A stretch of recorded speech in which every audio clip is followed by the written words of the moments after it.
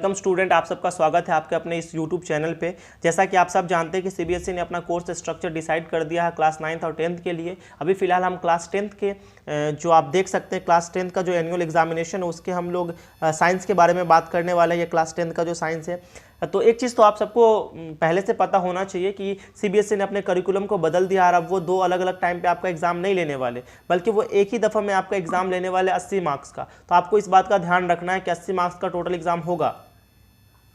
अगर इस एग्जामिनेशन की बात करें तो इस एग्जामिनेशन में आप लोगों को ना पूरे साइंस के एक ही टर्म में एग्जाम यानी फाइनल टर्म एग्जाम देना होगा। 80 मार्क्स का एग्जाम होगा, जिसमें से टोटल ना आपको 80 मार्क्स के एग्जामिनेशन जो होंगे आपके बुक से पूछे जाएंगे। उसके बाद इंटरनल असेसमेंट के टोटल 20 नंबर आपको ऐड किए जाएंगे। मैं आपको भी बताने वाला हूँ कि कौन कौन से चैप्टर से कौन कौन से यूनिट से आपको कितने कितने मार्क्स आने वाले हैं। अगर हम थोड़ा डिटेलिंग में देखें तो पहला जो है chemical substances nature and behaviour, यानी कि जो रासायनिक गुण के बारे में बात करना, उसके नेचर के बारे में, उसके व्यवहार के बारे में बात करना, उसके बारे में मतलब बेसिक बात मैं कहूँ तो आपके जो केमिस्ट्री का जो चैप्टर्स होंगे ना, उससे आपको टोटल 25 मार्क्स के जो है ना सवाल पूछे जाएंगे। ठीक है, तो उसके बारे में हम थोड़ा सा डिस्कशन करते हैं। अगर हम बात करें अपने केमिकल सब्सटेंसेस के यानी अपने पूरे के पूरे थीम मटेरियल्स की अगर हम बात करें ना, तो इसमें ना हमसे ना फर्स्ट यूनिट में chemical substances nature and behaviour के बारे में बात करना, जिसमें केमिकल रिएक्शंस जो है वो पहला चैप्टर होगा, इसके बारे में पढ़ना, जिसमें केमिकल्स के बारे में आपको पढ़ाया जाएगा, उसके रिएक्शंस के बारे में पढ़ाया जाएगा। दूसरा जो चैप्टर हमारा आएगा एसिड बेस एंड साल्ट आएगा। आप देख सकते हैं एसिड बेस एंड साल्ट जो है वो हमारा चैप्टर होगा, जो हमारा दूसरा चैप्टर है हमारे विज्ञान की किताब का। तीसरा जो होगा मेटल एंड नॉन मेटल के बारे में हमें पढ़ना है। फिर उसके बाद जो चौथा चैप्टर आता है जो इस केमिकल सब्सटेंसेस के बारे में पढ़ना है, वो है कार्बन और उसके कंपाउंड के बारे में हमें पढ़ना है। तो ये चारों चैप्टर अगर आप डिटेलिंग के साथ कंप्लीट करते हैं तो 25 मार्क्स के सवाल जो है आपसे आसानी से बन जाएंगे। अगर हम दूसरे थीम की बात करें तो दूसरा थीम है हमारा theme the world of living, यानी कि ये टोटल बायोलॉजी के चैप्टर होने वाले हैं।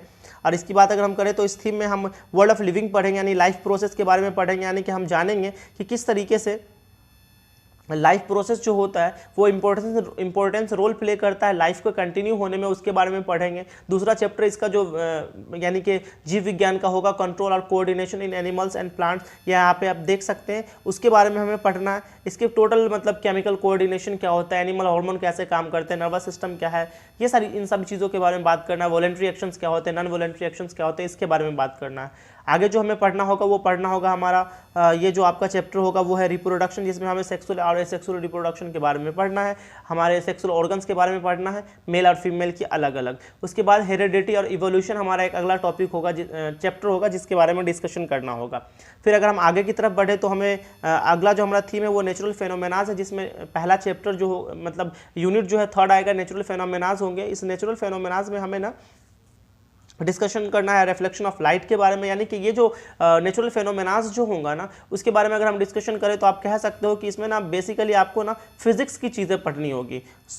इसमें ना आपको फिजिक्स की चीज़ें बेसिकली पढ़नी होगी, जिसमें आप लाइट के बारे में पढ़ोगे, आप रिफ्लेक्शन के बारे में पढ़ोगे, रिफ्रैक्शन के बारे में पढ़ोगे, प्रिंसिपल मतलब लेंस के बारे में पढ़ोगे, मिरर्स के बारे में पढ़ोगे। There are lot of things to understand there. तो ये नेचुरल फेनोमेनाज में आप ये सब चीज़ें पढ़ोगे। उसके बाद अगर हम अगला बात करें अगले थीम की, तो चीज़ें काम कैसे करती है, मतलब इफेक्ट ऑफ करंट के बारे में हम पढ़ेंगे। इसमें मैग्नेटिक इफेक्ट ऑफ करंट भी काफ़ी इंपॉर्टेंट रोल रखेगा। अगर हम बात करें अगले थीम की तो वो हमारा होगा नेचुरल रिसोर्सेज के बारे में, जिसमें नेचुरल रिसोर्स में हम अपने इन्वायरमेंट के बारे में पढ़ेंगे और एनवायरनमेंट के बारे में पढ़ेंगे, इकोसिस्टम के बारे में पढ़ेंगे, ओजोन डिप्लेशन के बारे में पढ़ेंगे, वेस्ट प्रोडक्शन के बारे में पढ़ेंगे, उसके सॉल्यूशन के बारे में पढ़ेंगे। इन सब चीज़ों के बारे में हम पढ़ेंगे। ठीक है, और अगर इसको बहुत ध्यान से देखा जाए तो आपको प्रैक्टिकल के एग्जामिनेशन की चीज़ें भी यहाँ पे बताई गई है। यहाँ पे एक चीज़ बताया गया आपको, आप इसको ध्यान से देखें, क्वेश्चन पेपर का डिज़ाइन कैसा होगा। आप यहाँ पे बहुत ध्यान से देख सकते हैं कि यहाँ पे ना जो डेमोन्स्ट्रेशन नॉलेज एंड अंडरस्टैंडिंग जो होगी वो 46%, यानी कि जो एक आम सी जो एक मतलब अंडरस्टैंडिंग होती है 10th स्टैंडर्ड के बच्चों के हिसाब से जो होती है, उसके हिसाब से ना आपको ना एग्जामिनेशन में 46% जो क्वेश्चंस हैं वो दिए जाते हैं। तो आपको उसको क्या करना है, उसको सॉल्व करना है। तो ये काफ़ी आसान सा मतलब क्राइटेरिया होगा। दूसरा होगा एप्लीकेशन ऑफ नॉलेज या कॉन्सेप्ट, जो कॉन्सेप्ट आपने सीखा उसका एप्लीकेशन कैसे करना है, कहाँ पे अप्लाई कर सकते हैं, कैसे अप्लाई कर सकते हैं, उसके बारे में बात करेंगे। टोटल क्वेश्चन का 22% होगा। अगली बात करें तो फॉर्मुलेट, एनालाइज और इवेलुएट एंड क्रिएट के बारे में आपको पढ़ना पड़ेगा। मतलब ये जो फॉर्मूलाज होते हैं उनको किस तरीके से हम एनालाइज कर सकते हैं, किस तरीके से प्रूफ कर सकते हैं, इन सब के बारे में आपको पढ़ना पड़ेगा। ये सारी चीज़ें आपको देखना पड़ेगा। उसके बाद अगर हम इंटरनल असेसमेंट की बात करते हैं तो आप देखोगे कि आपको पीरियोडिक असेसमेंट के 5-5 मार्क्स मिलेंगे, सब्जेक्ट इनरिचमेंट में 5 मार्क्स मिलेंगे और पोर्टफोलियो के 5 मार्क्स मिलेंगे। ठीक है। और अगर हम suggestive verb for the various competencies के बारे में अगर हम बात करें तो इसमें लिखा हुआ है कि demonstrate knowledge of and understanding में आपको क्या क्या पढ़ना पड़ेगा।